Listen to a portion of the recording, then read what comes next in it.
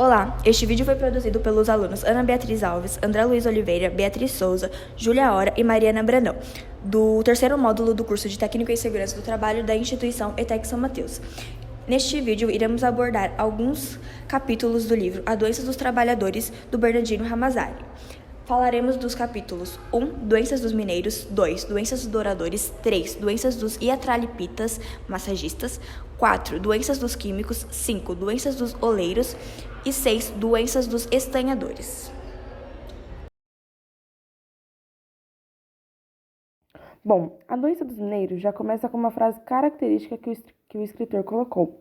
Vão fundo na terra, extraem ocultas riquezas guardadas pelos vestígios espectros, para logo servirem de estimulante ao mal. Bom, os cavoqueiros são aqueles profissionais que extraem rochas e minerais. As doenças que atingem os cavoqueiros é como artifícios do mesmo gênero. São dispneia, tísica, apoplexa, caqueixa, paralisia, tumores no pé e perda dos dentes, úlcera na gengiva e dores nas articulações e tremores. Os pulmões e o cérebro são os mais atacados com os operários, mas com certeza os pulmões são os mais sobrecarregados a aspirarem as poeiras junto com o ar, que é as exalações minerais que resultam nos primeiros sinais, pois esses operários vivem com as origens dos pós que vivem nesse órgão vital, que vão se misturando na corrente sanguínea, que acabam alterando e danificando a composição natural dos cérebros e do fluido nervoso, que aí sim podem acabar causando tremores e outras alterações que já foram citadas. Os cavoqueiros, dissesse Lucrécio, não viste ou ouviste como morreram em tão pouco tempo, quanto ainda tinham tanta vida pela frente.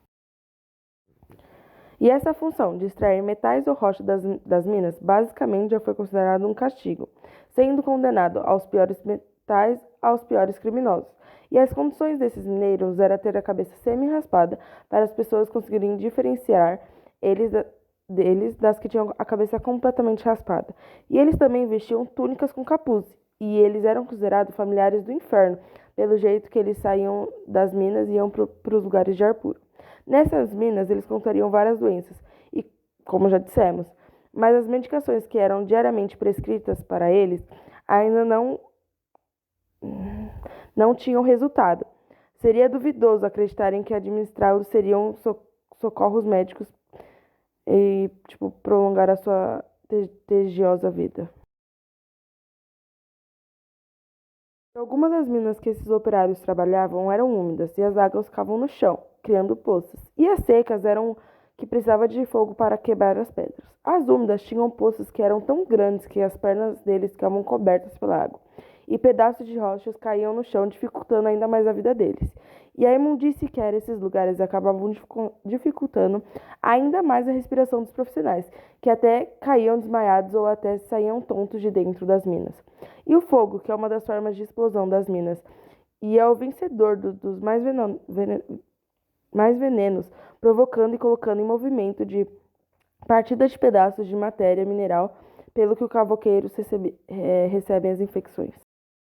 Mas nenhuma mina é pior do que as que tratam de mercúrio. Os trabalhadores que tinham trabalho lá tinham só 3 anos de trabalho, mas no tempo de 4 meses já apareciam tremores nos membros que poderiam se tornar mais rápidos e paralíticos.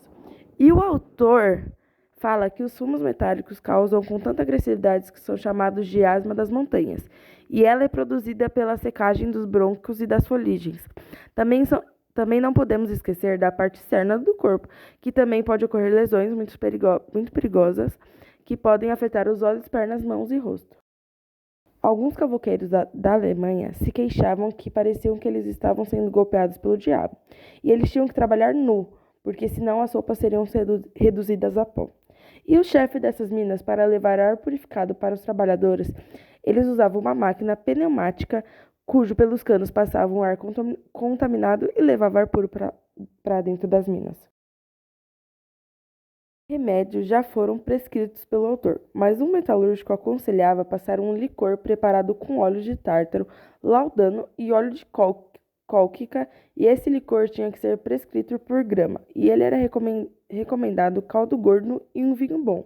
E para aqueles que já tinham a doença, se aconselhava um bálsamo de urtiga e um de magnésio. E seus alimentos tinham que ter sal nítrico e, para vapores metálicos, recomendavam-se um sal doce. Lesões na garganta e na gengiva, gargarejava leite, que surtia um efeito bom, porque tirava e absorvia algumas partículas que iam suavizando as lesões na boca. E também temos que lembrar que as pessoas que trabalhavam ao redor das minas podem receber as exalações metálicas que saem das minas, que podem acabar afetando animais, plantas e pode acabar alterando a economia natural de todos os organismos. Ninguém desconhece o lamentável dano que o mercúrio causa. É preciso misturar e depois volatilizar o mercúrio no fogo. E não podendo os operários virar o rosto para evitar a absorção dos vapores venenosos. E assim rapidamente sofrer vertigens, tornando-se asmáticos, ficam paralíticos e tomam um aspectos cadavéricos. Forrest relatou histórias semelhantes de uma pessoa que ficou paralítico porque aspirou fumo de mercúrio. E ao aspirar sentiu tontura, angústia, asfixiação. A exposição a mercúrio pode produzir agravos à saúde como intoxicações e contaminações, não só de trabalhadores, como também da população, devido à contaminação do meio ambiente pelo metal e seus compostos orgânicos e inorgânicos. Vou contar as situações que ocorriam no passado. Hoje, os profissionais da área têm a saúde garantida através de leis que os protegem, como a obrigatoriedade de EPIs e os direitos dos trabalhadores.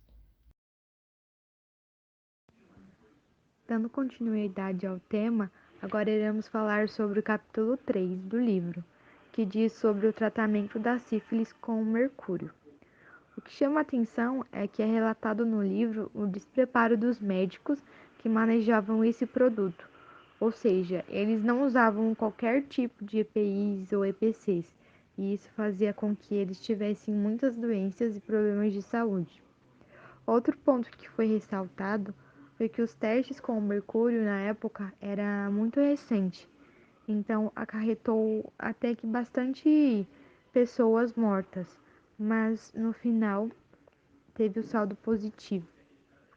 É importante ressaltar também que não existiu nenhum tipo de cuidado com o manejamento desse produto, que é altamente tóxico, e com isso não só os pacientes, mas também seus acompanhantes morreram por terem se contaminado. Bom, agora a gente vai falar um pouquinho sobre o quarto capítulo, que é sobre as doenças dos químicos. E neste capítulo ele traz essas questões de formas bem objetivas. Ele defende o fato dos químicos se exporem a riscos para manipular as substâncias. Chega a dizer que os químicos são dignos de louvor por sacrificarem suas vidas em benefício do bem público. Para comprovar isto, ele traz algumas referências como Junkin em sua Química Experimental, dizendo que durante a manipulação de sulfato de antimônia, os operários eles sentem vertigens e perturbações pulmonares. Bernardino também traz Muller, confessando abertamente que, estando em perfeita saúde, um dia, fazendo suas manipulações, deixou escapar fumo de enxofre e antimônio, o que ocasionou acessos de tosse que se repetiram durante 4 semanas. E ele não os atribuiu a outra coisa senão a irritação causada nos órgãos responsáveis pela respiração pela fumaça do ácido. Ele também traz outros relatos, como o de Tancheio em seu Hipócrates Químico, e dentre outros. No final do capítulo, ele fala que são poucas doenças para as quais os químicos não tenham produzido remédios. Então, resumidamente, ele defende muito ele defende muitos químicos, né, e fala que eles são dignos de louvor, como eu citei antes, como foi citado antes, e traz muito essa questão deles se arriscarem por um bem maior, né, por uma população e por tudo aquilo que eles produzem. Em todas as cidades existem vítimas das pestes metálicas e entre elas estão os oleiros, operários que trabalham com cerâmica e por isso precisam de chumbo calcinado a quente para vitrificar seus vasos. Ao realizar o processo de criação de um vaso, a virulência de chumbo derretido é dissolvida na água e absorvida então pela boca, pelo nariz e por todo o corpo do trabalhador, logo causando muitas doenças graves. Primeiramente surgem tremores nas mãos, depois ficam paralíticos, dementes, caquéticos, desdendados, com lienteria, sendo raro encontrar-se um oleiro que não exiba faces pombeia e cadávericas. Os oleiros padecem a tais afecções porque têm de manipular o chumbo, estranhando realmente que o chumbo oculte em seu seio germes tão malignos, o que demonstra sua emanação quando reduzido a pó e dissolvido em água, castigando tão cruelmente os oleiros obrigados a empregá-lo. Mas deixei a respeito do tratamento desses operários, raros são os remédios que podem devolver-lhes uma saúde perfeita. Por outro lado, eles só reclamam auxílio médico quando mãos e pés atados têm as vísceras endurecidas demasiadamente. O outro mal os acabrunha, ao mesmo tempo, a indigência recorrendo por isso a medicina dos pobres, que lhes prescreve apenas lenitivos e lhes aconselha a renunciar ao seu ofício. São empregados, às vezes com êxito, purgantes mercuriais, como mercúrio doce com eletuário lenítico, assim como as unturas do nosso petróleo nas mãos e nos pés, usadas durante vários dias. Os remédios acerados não são muito caros e servem para abrandar a dureza das vísceras, prestando boa ajuda quando usados durante largo tempo. Prefere-se que limalha de aço infusão de vinho com cinanomo aos demais remédios marciais preparados quimicamente, porque é mais eficaz e menos dispendiosos, levando-se em conta a paupérrima condição desses artifícios. O estanho, chamado por Plínio Chumbo Branco e Júpiter pelos químicos que querem situá-lo entre a Lua e Saturno, é artigo refinado nos domicílios particulares dos cidadãos desejosos de ornamentar sua mesa empregada, pelos fundidores de metais na fabricação de apetrechos bélicos, sinos e outros objetos. Assim como alguns químicos o usam na forma positiva, preparando remédios como manteiga, benzoótico jovial, o estranho também pode prejudicar os operários, não só ao ser extraído das minas, como acontece também fora das minas, enquanto funde e purifica, prejudicando também até os operários citadinos que se dedicam a fundir pratos velhos ou os restaurar, ou ainda os polir a cinzel. E assim, os estanhadores apresentam geralmente analógicos sintomas aos observados em fundidores e moedores de chumbo, como os oleiros. Muller, em seu colégio Consulte, conta que um deles apresentou sintomas como primeira tosse, depois uma grande ansiedade e dificuldade respiratória, principalmente à noite, sonambulismo no estanho, a superabundância do antimônio volátil, que misturado com salitre adquire força fulminante.